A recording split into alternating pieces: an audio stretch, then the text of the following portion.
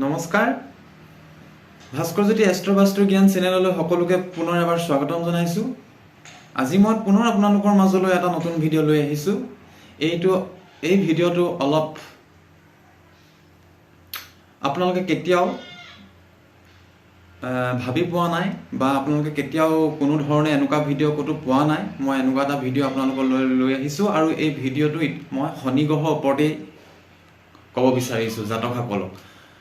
আৰু এই ইতিমধ্যে মই 2024 বৰ্ষৰ শনি গ্ৰহৰ বাৰ্ষিক ফলৰ কথা ইতিমধ্যে কৈ আহিলোঁ।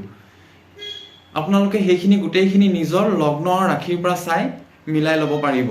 গোচৰীয় প্ৰভাৱ ক'লোঁ মই, কিন্তু আজি আপোনালোকে লগ্নৰ বিষয়ত একদম পাহৰি যাওক। আজি কোনো ধৰণৰ লগ্নৰ কথা ইয়াত নাহে। আজি মই কেৱল ৰাশিৰ কথা ক'ম আৰু এই ৰাশিকেইটা মই গোটেইকেইটা আজি কাভাৰ কৰি ল'ম। 12টা ৰাশিয়ে কাভাৰ কৰি ল'ম। খালি মই দৰ্শকসকলক, মোৰ অনুৰাগীসকলক এটাই অনুৰোধ কৰিছোঁ যে আপোনালোকে লগ্নৰ কথাটো একদম পাহৰি যাওক। আজি মই ৰাশিৰ কথা ক'ম আৰু এই ৰাশিৰ পৰা আপোনালোকক কি ফল দি আছে সেইটো আপোনালোকে নিশ্চয় নিজে জানি বুজি ল'ব পাৰিব বা সাৱধানো সতৰ্কতা হ'ব পাৰিব। কিন্তু শনি গ্ৰহই যে অকল দুখ বা পীড়াই দিছে সেইটো নহয়। বহুতক কৰ্ম সংস্থাপন দিছে, বহুতক ব্যৱসায় দিছে, বহুতক ধন টকা পইচা দিছে, বহুতক যান বাহন ক্ৰয় কৰিব দিছে, বহুতক সম্পত্তি ক্ৰয় কৰিব দিছে। সেইকাৰণে সেইবোৰ আপোনালোকে পাই থাকিব। কিন্তু ক'ৰবাত যেন শনি গ্ৰহে আপোনালোকক যদি কিবা দুখ যন্ত্ৰণা আপোনালোকে ভোগ কৰিছে শাৰীৰিক ক্ষেত্ৰত, সম্বন্ধৰ ক্ষেত্ৰত, মানসিক ক্ষেত্ৰত, তেতিয়াহ'লে নিশ্চয় আপোনালোকে গম পাব আজি এই মোৰ ভিডিঅ'টো চোৱাৰ লগে লগে যে কোনকেইটা ৰাশি আৰু কোনকেইটা লগ্নত কি ক্ষেত্ৰত শনি গ্ৰহে বাধা দি আছে আৰু ইয়াৰ ভিতৰত কেইটামানক কিন্তু ভাল ফল দি আছে। সেইটো আপোনালোকে এই ভিডিঅ'টো চালে গম পাব।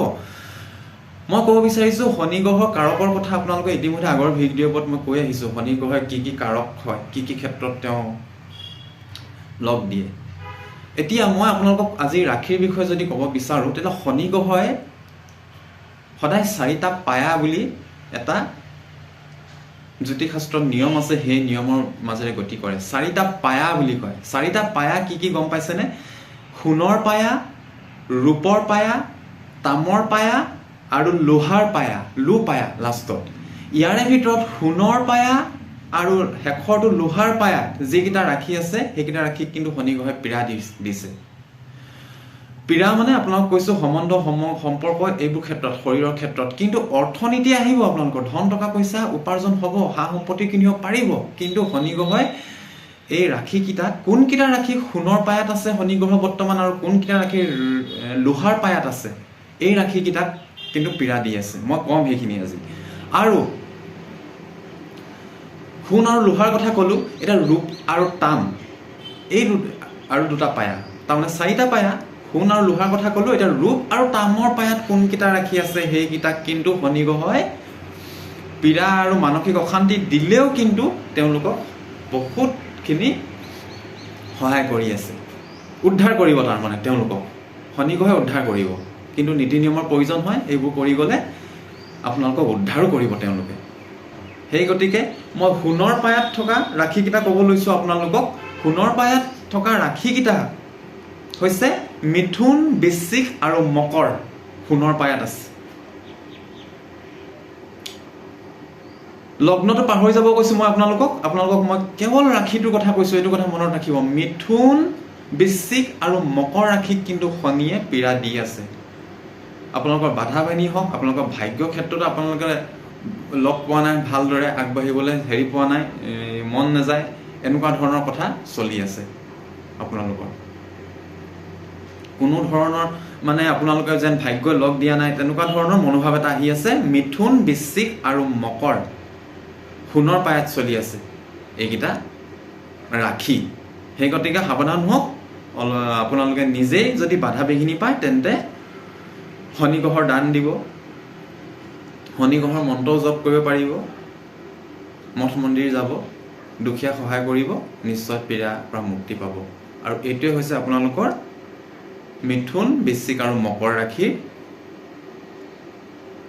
ফল। সোণৰ পায়াত আছে, সাৱধান হৈ থাকিব। শাৰীৰিক আৰু মানসিক দুৰ্বলতাটো যাতে আপোনালোকে নিজেই কণ্ট্ৰল কৰিব পাৰে তাৰ ওপৰত গুৰুত্ব দিব। এতিয়া ৰূপৰ পায়াৰ কথা মই কৈছোঁ। ৰূপৰ পায়াটো ভাল বুলি কৈছোঁ। ৰূপৰ পায়াত থকা ৰাশিকেইটা শনিয়ে পীড়া দিলেও কিন্তু উদ্ধাৰ পাব। মানসিকভাৱে মানে নিজেই এনাৰ্জি পাব, শক্তিশালী হৈ আহিব। ফল আপোনালোকে নিজেই নিজৰ হেৰি ক্ষেত্ৰত আপোনালোকে নিজেই ভাল কৰি ল'ব পাৰিব কষ্ট কৰি মেলি আৰু শনি গ্ৰহে আপোনালোকক লগ দিব আৰু ৰূপৰ পায়াত থকা ৰাশিকেইটা হৈছে আপোনালোকৰ কৰ্কট তুলা মীন কৰ্কট তুলা মীন মনত ৰাখক ৰূপৰ পায়াত থকা ৰাশিকেইটা কৰ্কট তুলা মীন ইয়াৰে কৰ্কটত শনি ডাইও চলি আছে আৰু মীনত শনিৰ 4.5 চলি আছে অলপ পীড়া দিব কিন্তু তথাপিও নিজৰ কৰ্মৰ যোগেদি যেন আপুনি কিবা এটা শুভ ফল পাইছে সময় যেন লগ দিছে তেনেকুৱা এটা ভাবো হ'ব তথাপিও কৰ্কট আৰু মীনটো অকমান পীড়া এটা পাই থাকিব ইয়াৰ তুলা ৰাশিৰ ক্ষেত্ৰত শনিয়ে লগ দিব গোটেই তিনটাকে লগ দিব কিন্তু কৰ্কট আৰু মীনৰ ক্ষেত্ৰত অলপ আপোনালোকে নিজে কৰ্ম কৰিব লাগিব ফল পাব কিন্তু শনি একেবাৰে আপোনালোকক বেয়া কৰি নিদিয়ে ৰক্ষা কৰিব শনি গ্ৰহৰ আশীৰ্বাদ পাব কৰ্কট তুলা মীন এইটো হৈ গ'ল আপোনাৰ ৰূপৰ পায়াত থকা ৰাশি এইকেইটাক ভাল ফল দিছে মানে উপাৰ্জনো দিছে আৰু মানসিক যদি পীড়া হয় আপোনালোকে নিজে উদ্ধাৰ হ'ব পাৰিব শনিয়ে ইমান বেয়া ফল নিদিয়ে 2024 বৰ্ষটো আৰু 2025 চনৰ এপ্ৰিল মে'লৈকে হল মই দুটা পায়াৰ কথা ক'লো সোণৰ পায়াটো কৈছিলো মই আপোনালোকক ৰূপৰ পায়াও ক'লো তামৰ পায়াত থকা ৰাশিকেইটাকো শনিয়ে ভাল ফল দিব শনি গ্ৰহে যদি আপোনাক যেনেকে মানসিক শাৰীৰিক বা দুখ কষ্ট দিছে কিন্তু উদ্ধাৰো কৰিব 2024 বৰ্ষটো আৰু 2025 বৰ্ষৰ এপ্ৰিল মে'লৈকে আৰু সেই ৰাশিকেইটাই হৈছে তামৰ পায়াত থকা ৰাশিকেইটা হৈছে বৃষ কুম্ভ আৰু কন্যা ৰাশি কিন্তু লগ্ন আপোনালোকে পাহৰি যাওক বৃষ কন্যা কুম্ভ এই ৰাশিকেইটা শনিয়ে উদ্ধাৰ কৰিব যদি পীড়াও দিছে উদ্ধাৰ কৰিব সেই গতিকে তামৰ পায়াত থকা ৰাশিকেইটাও ভাল ফলে পাব শনিৰ পৰা উপাৰ্জন হ'ব আপুনি মানসিকভাৱে হেৰি যদি দুখদায়ক হয় বা শাৰীৰিকভাৱে আপুনি দুখ পায় তেতিয়াহ'লে আপুনি উপাৰ্জনো হ'ব ঘপকৈ উন্নতি হ'ব আপোনাৰ শনিয়ে যেন আপোনালোকক উদ্ধাৰ কৰিছে শনিৰ যিসকলে নীতি নিয়ম কৰিব জানে তেওঁলোকৰ কাৰণেতো ভাল ফল দিব তাত কোনো ধৰণৰ পীড়া হ'লেও উদ্ধাৰ পাব মন মানে উৎফুল্লিত হ'ব মাজে সময়ে আপোনালোকে শুনি ল'লে আৰু লো পায়াত থকা ৰাশিক কিন্তু শনিয়ে পীড়া দি আছে মই কৈছিলোৱে সোণৰ পায়া আৰু লো পায়াত থকা ৰাশিক কিন্তু শনিয়ে পীড়া দি আছে আৰু লো পায়াত থকা ৰাশিকেইটাই হৈছে মেঘ সিংহ ধনু মেঘ সিংহ ধনু মেঘ ৰাশি সিংহ ৰাশি ধনু ৰাশি লোৰ পায়াত আছে শনি মই কৈছো মেঘ সিংহ ধনু ৰাশিৰ বাৰ্ষিক ফলত ভাল হৈ আহিছে ধন উপাৰ্জন এইবোৰ দিব কিন্তু শনিও পীড়াও দিয়ে মানে আপোনালোকৰ যদি বৰ্ষটোত ভাল সময় আহিছে কোনোবা বেলেগ গ্ৰহে আপোনালোকক উদ্ধাৰ কৰিছে কিন্তু তাৰ মাজতো পীড়াদায়ক হ'ব কিন্তু শাৰীৰিক মানসিক সম্বন্ধ এইবোৰ ক্ষেত্ৰত আৰু আজি মই সম্পূৰ্ণটো ৰাশিৰ ওপৰত কৈছো আজি আপোনালোকক লগ্নটো পাহৰি যাব কৈছো লগ্নটো পাহৰি যাওক লো পায়াত থকা ৰাশিকেইটা মেঘ সিংহ ধনু এই ৰাশিকেইটাকো পীড়া দি আছে মই আকৌ এবাৰ আপোনাক কৈ দিছো সোণৰ পায়াত থকা ৰাশিকেইটাই বাধা বিঘিনি পাই আছে শনিৰ পৰা মিথুন বৃশ্চিক মকৰ ৰূপৰ পায়াত থকা ৰাশিকেইটা শনি গ্ৰহই ৰক্ষা কৰিছে সেইকেইটাই হৈছে কৰ্কট তুলা মীন আৰু তামৰ পায়াত থকা ৰাশিকেইটাকো শনি গ্ৰহই ৰক্ষা কৰিছে আৰু সেইকেইটাই হৈছে বৃষ কন্যা কুম্ভ আৰু লোহাৰ পায়াত থকা ৰাশিকেইটাই হৈছে মেঘ সিংহ ধনু